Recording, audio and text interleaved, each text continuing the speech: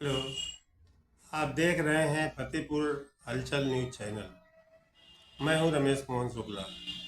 मुझे विश्वास है आप सभी का दिन मंगलमय रहा होगा और मैं ईश्वर से प्रार्थना करता हूं कि सभी के जीवन में सुख समृद्धि और शांति हमेशा बनी रहे।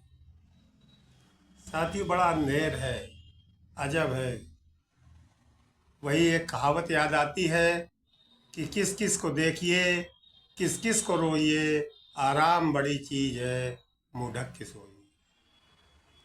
फतेहपुर के जिस विभाग की ओर भी नजर जाती है, वहाँ केवल और केवल लूट का ही मंजर दिखता है। ये मंजर इतना खतरनाक है, इसकी इंतहा कहाँ होगी, इसकी मंजिल कहाँ पर रुकेगी, ये अकल्पनीय है।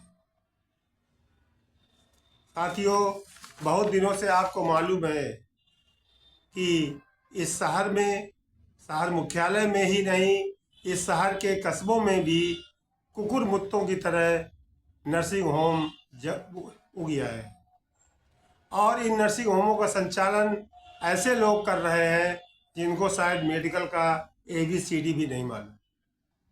इधर उधर से जुगाड़ करके दो एक डिग्रियां ले लेते हैं और जो प्रबंध संचालक है वो अपने नाम के आगे स्वयं MD लिखने लगते हैं।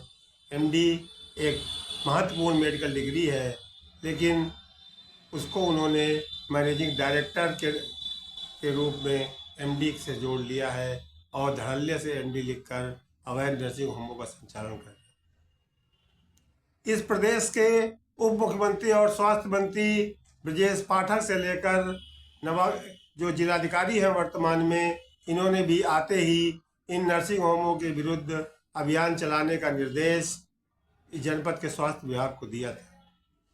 लेकिन स्वास्थ्य विभाग एक आध दिन जब किसी अधिकारी का दबाव पड़ता है, किसी मंत्री का दबाव पड़ता है, तो सक्रिय हो जाता है और उसके बाद फिर कुंभकर्णी नींद में सो जाता है।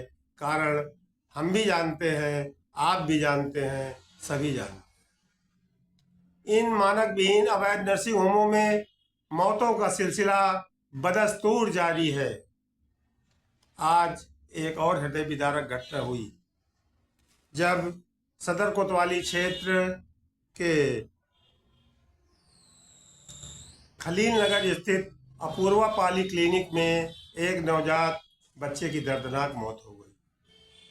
बताते हैं कि राधा नगर निवासी अनुज कुमार ने अपनी पत्नी पूजा साहू को कल ही प्रसव के लिए इस पाली क्लिनिक में भर्ती कराया था और आज प्रसव के दौरान ही नवजात से उसकी दर्दनाक मौत हो गई। बताते हैं कि एक महिला है जो ग्रामीण क्षेत्रों में इस तरह का कार्य करने वाली महिलाओं के लगातार संपर्क में है और उनको बहला फुसलाकर उनके मरीजों को अपने मनमर्जी नर्सिंग होमों में भर्ती करवाती है, जहां उसका एक कमीशन पहले से ही तय होता है। और इसकी जानकारी स्वास्थ्य विभाग के हर आला अधिकारी को है, लेकिन उसके बाद भी कोई कार्यवाही नहीं होती। विगत 2 महीनों में आपने देखा कि शहर के केवल नर्सिंग होम में कम से कम 5 से 6 मौतें हो चुकी हैं, चाहे वो सुमन नर्सिंग होम रहा हो या ज्वालागंज स्थित एक नर्सिंग होम। घटनाएं घट जाने के बाद कार्रवाई की खानापूरी स्वास्थ्य विभाग करता है, पुलिस विभाग भी करती है। और उसके बाद अफसोस तो तब है कि जब स्वास्थ्य विभाग की खानापूरी के बाद वही नर्सिंग होम नाम बदलकर दूसरे नाम से संचालित होने लगता है। क्या यह स्वास्थ्य विभाग के अधिकारियों की जानकारी के बगैर संभव है? असंभव।